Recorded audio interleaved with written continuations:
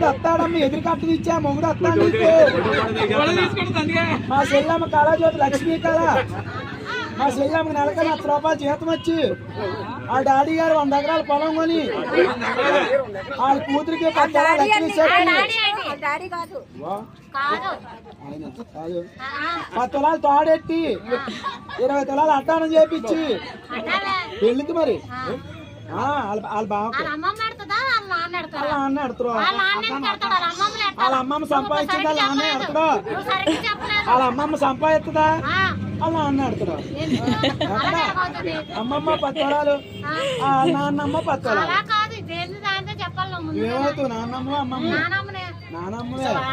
నానమ్మ బాగా ఉండి సంతోషంగా ఉండి మా మాయల ఆరోగ్యం ఉండి ఊరి ప్రెసిడెంట్ అయ్యి